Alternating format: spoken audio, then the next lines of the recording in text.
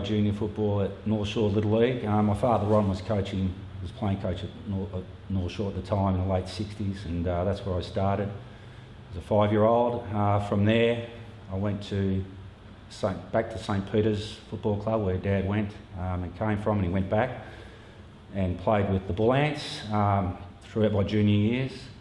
Very successful time. We won multiple premierships, and from there entered senior football ranks under my first coach, which was Kevin Hannon, as a 16-year-old, and had a couple of seasons with St Peter's. Then went to the Geelong Under-19s as an 18-year-old in 1981. So 79-80 at St Peter's. We won the Under-17 premiership, which is still a highlight. We won the senior premiership in 1980. And I thought, how good's this? This is too easy. It's going to be premiership after premiership, year after year. Soon found out that wasn't to be the case, unfortunately, as a lot of us have. 81 at Geelong, we played off in a grand final against Melbourne. Scores were dead level at three-quarter time. They overran us in the last quarter. Ray Jordan was our coach, and David Barclay was ours. It was disappointing, but a great experience. Had a couple of reserves games that year. 82, back to St Peter's. Played off in a grand final against Newtown under Dennis Davey, and we'd come from second division straight into first division, so that was a great accomplishment to play off in the grand final. Unfortunately, they were too good on the day. 83 to Geelong West here in the VFA. Once again, played off in the grand final. Unfortunately, just missed out, runners up by 7 points against Preston. That was tough and really disappointing, but a very memorable year. 84, went over to Perth to Subiaco. Hayden Button came home to our home in Bellpost Hill, and half an hour later I'd committed to say yes, I'm happy to come and lead Mum and Dad. I was the eldest of 10, so it was a big thing to lead the family.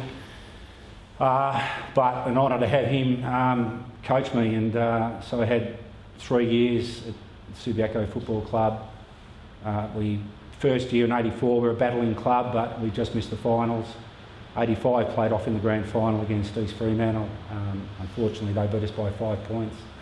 Still hurts, as all losing grand finals do. And in 86 we had our revenge and had a terrific day that day and beat East Fremantle again. So that was a great memory. 87, got recruited back to Geelong. Bill McMaster and Ken Gannon, and came back to Geelong and under John Devine. Yeah, tough year. Hard to break into that team with the likes of Ablett and guys like that there. Had sustained a couple of long-term injuries, which didn't help, but at the end of the day, just wasn't up to it. 87, that was. So 88, went to Werribee under Des Tuddenham. Tuddy was an inspirational coach, real old-fashioned coach, but had a great year under him. We played off in the semis and missed the grand final. Then McTurner came to the club in 89, still at Werribee, so from 88 to 92 inclusive at Werribee. Played the grand final in 91 under Leon Harris. Unfortunately lost that one as well. So once again disappointing. 93, went to Leopold. I actually had just about secured a deal here to coach the club back then, Geelong West St Peter's. It didn't eventuate, so went to Leopold in 93 under Darren Troy. Newcombe approached me in 94, become their senior coach. Went to Newcombe 94 to 97 inclusive, and enjoyed 4 good years, tough years there. We were a battling side again, but you know, they were good days and the players gave everything they had, and that's all you can ask for.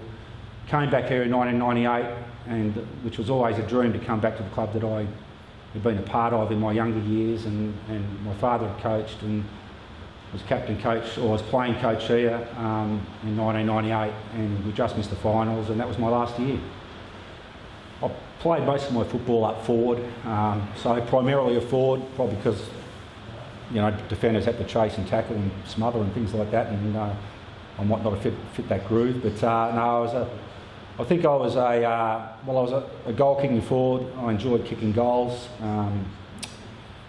Yeah, I had a few stints in the middle of the ground every now and then, but mainly a forward. And to describe, you'd have to let other people be the judge of that. But I'd like to hope that I was a dangerous forward, and I never gave up, and always gave it my best and made it difficult for my opponents on the day. Yeah, the 1983 grand final. Very obviously disappointed. We were all disappointed that we had a great win against Port Melbourne in the prelim final the week before. We were underdogs going into that game. There were horrendous conditions, but we prevailed. And the week leading up to the grand final, we were all up and about as you are, and really looking forward to the challenge of facing Preston yet again. They'd beaten us, I think, 3 times earlier, throughout the season, including the second semi. We gave ourselves a chance in each of those games. There was only, I think, less than 2 kicks. The result Preston's way in those games. We just couldn't topple them. We were confident going into the granny that we could do it this time round. And yeah, look, we just fell short again. Darky prepped us beautifully. He couldn't have done any more. It was up to the players on the day. And whilst we were in the mix and we were stormed home late and we kept in the game, we just weren't good enough on the day. And full credit to Preston that day. They staved off every challenge, and they just happened to be the better team on the day. And throughout the year, they proved that as well. I was very fortunate in '83 to play with a terrific bunch of not only footballers but also blokes. They were just great on and off the ground, and I think I could name each and every one of them as having contributed greatly to the club that year and having their own sets of skills and abilities and strengths. And I suppose if I had to narrow it down, you look at guys like Fraser Murphy, explosive, skillful, brilliant goal kicker, could lift the team on the day. Mel Eddy, I think Mel won her best and fairest that year. I know Fraser was runner-up in the list, and our midfield was fantastic. You had Mick Higgins and Ronnie Watt and guys like that were continually driving the ball forward and giving the forwards every opportunity, and it made it easy for us. Joe, of course, to played alongside with Joe, the legend he is and the champion he was a real highlight. And then I could name many, many others, including Jan Smith we had at full back. Great leader, down back, great defender, even though he didn't kick it to me often enough and just ignored me leads. But had him and also Cransey and you had guys like Mark McDowell as well. And look, there was a whole host of. We were a team that we formed, we came together. A lot of us locals. Hadn't played VFA footy before. We all had a bit of history prior to that. But Darky, to get us together and do what he did with us was pretty amazing, and it was just a great club to be a part of. You had your guys that looked after you on the field, and Brett Tawney, and yes, Welshie, I'll give you a mention as well. You hogged the forward line, you gave nothing to anybody else, you abused us if we got in your way, or jumped over the packs. Couldn't do a thing right with you, mate, but which was really disappointing because not only were we good mates, we were cousins, but that went out the door, didn't it? But look, I can't complain, mate. You sort of got it all your own way, and I was happy for you to do that and for you to take the limelight. I remember at the end of the '83 season, there were a few of us that, even though we lost the grand final, we sort of took the week off, and namely Paul Welsh, Mark McDowell and myself. After the initial few days off, we saw the week out, and it was a tough week, and there was plenty of recovering to do after that. But yeah, lots of great players and great memories, both on and off the ground. When I left Geelong at the end of the '87 season, or the start of the '88 actually, I did a pre-season and things didn't work out. It was time to move on, and I had been approached by Geelong West, who was still part of the VFA, and along with Werribee. I ended up choosing Werribee over Geelong West. At the time I had a young family. They offered me a job. Werribee offered me a job under Dr. Michael Turner, who was the president at the time. Des Tuddenham was announced coach, and the club were on the move and on the way up, and I just thought that was the best option to take. I did speak with Gary Malarkey here at Geelong West, and whilst my heart wanted to come back here, I had to make a call on it, and decided, as I said, to go to Werribee. young family. Financially, it was very inviting, and I just thought it would be a good opportunity to help Werribee, or to present myself to go to Werribee Footy Club. And Joe Radojevic at the time had been made, he was the general manager of the Werribee Football Club, so that also had a lot to do with it as well. So I just thought it was the right move to make, even though I would have liked to come back and continue my career here. Yeah, it's this club's been very good to my family and myself, and got a lot to be thankful for. I just want to mention there's a lot of wonderful people around this club, and have been for many years. You've got the Kevin Kirby's and Billy Polworths and of the world, and just going back to '83 for a minute if I can. Not only did we play hard on the ground, but we certainly had a good time off the ground, and we'd come back in the rooms after the game and bond together and socialise together after coming back on the bus in Melbourne, which was always a great experience as well. But you had guys like Ray Chapman here, and Kevin Vark, who was our trainer, and Peter Beeman, just so many, Trevor Hockley, our president, wonderful people who poured their heart and soul into the club. And now to continue on with the family, my son's coming through. Josh is now in Perth, but he's senior player here, as is Luke. It gives me a great deal of pride. Luke's just suffering knee recode recently, which hasn't helped him, but look, to see them come through, and also my youngest son Harry, who's playing under nines now, it's a real thrill to be part of such a wonderful club, and to see them have them experience the same, with still a lot of those great people around, and continuing that is a lot of the junior parents and families coming through. I've got my mother, who is a very big part of this club since Dad's gone. Obviously he was held in very high regard, but Mum, he was a patriarch, Mum's a matriarch, and to see her grandchildren come through, which is our children, and my nephews and nieces, and them being part of the club is very special. And of course Tom Gribble, who's at Werribee, to see him kick on and succeed the way he is great. So netball, football combined, different to the old days, but to see them all coming through here as part of the family club is pretty special. Just going back with the club on the family history, I mentioned nephews and nieces, or my brothers and sisters, of course. So it'd be remiss of me not to mention them that have come through sporting backgrounds through the club.